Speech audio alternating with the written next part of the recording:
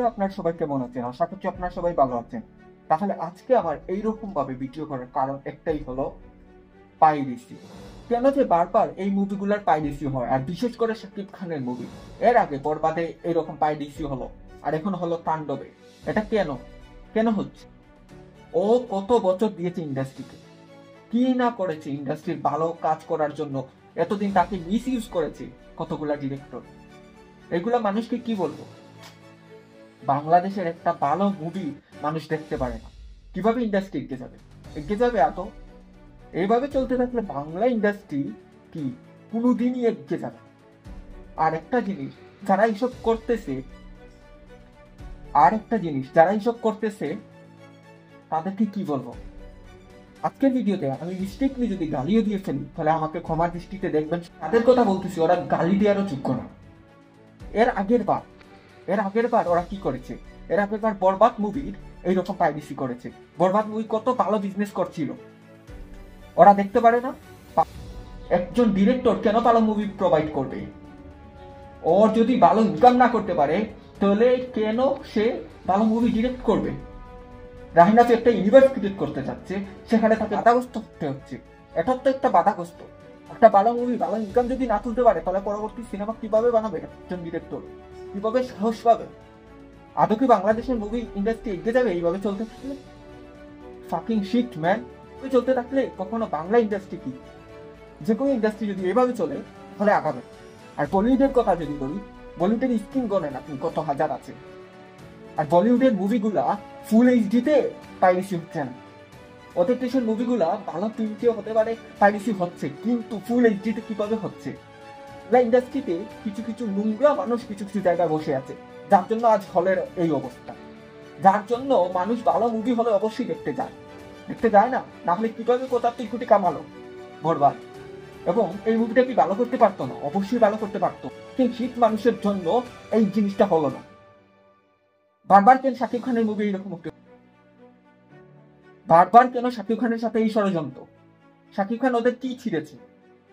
ওদের সাথে কাজ করছে না, জিগরেট সিনেমা করতেছে। মানুষদেরকে উলঙ্গ করে পেটানো দরকার জনগণের সামনে।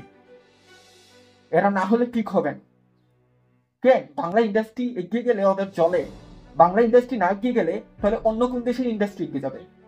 বাংলা ইন্ডাস্ট্রিকে সাপোর্ট করার দরকার এই মুহূর্তে। বাংলা ইন্ডাস্ট্রি এমনি ডুবে আছে, আর একটু উঠার চেষ্টা করতেছে, আবার ওকে ডুবানো হচ্ছে। পাইরেসি হবে কেন? পাইরেসি ধরলাম কখনো রুকা যাবে। আপনাদের কি বিবেকে বাঁধে না একটুও? কি বলবো আপনাদেরকে? একটা মানুষ এত বছর কাজ করতেছে বাংলা ইন্ডাস্ট্রিতে, ওর মুভি বারবার আপনি 100 কোটি, ওর মুভিগুলা আপনারা বারবার পাইরেসি করতেছেন ফুল এইচডিতে। এবং এদের সাথে কারা জড়িত? হল মালিক বা মাল্টিপ্লেক্সের যারা জড়িত বা যারাই জড়িত আছে, এক কথায় ওদেরকে এমন শাস্তি দেওয়া হোক জীবনে যে আর কোনো মুভি এরকম পাইরেসি না হোক। এইরকম স্টুপিড পিপলের জন্য বাংলা ইন্ডাস্ট্রি আজও আরো পিছিয়ে যাবে। এরকম হতে থাকলে ভালো ভালো ডিরেক্টর কেন মুভি বানাবে?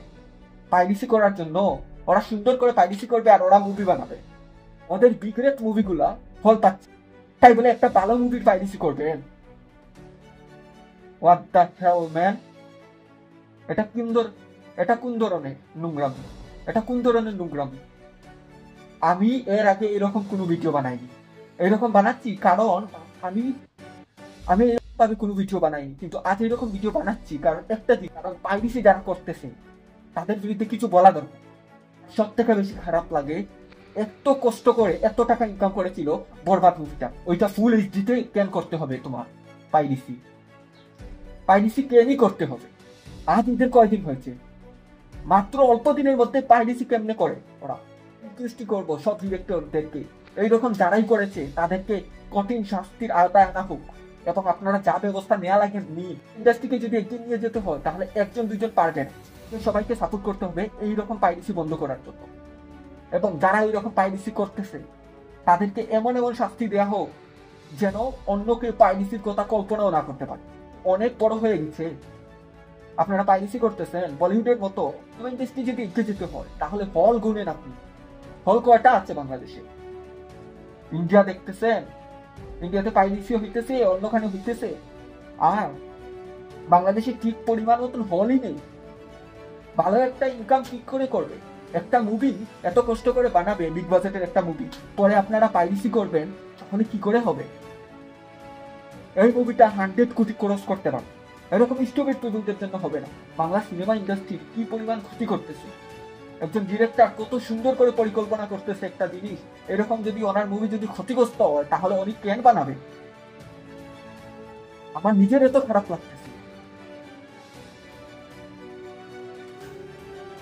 দেখে ভালো করে শাস্তি দেওয়া হোক, পাইরেসিতে যারা যারা জড়িত কাউকে ছাড় দেওয়া যাবে না, সবাইকে শাস্তির আওতায় আনা হোক, একটাই রিকোয়েস্ট সবার কাছে আমার। তাহলে বন্ধুরা আমার ভিডিওটি আজ এই পর্যন্তই। ভিডিওটি ভালো লেগে থাকলে অবশ্যই যেটা করা করে ফেলুন। Tata bye bye.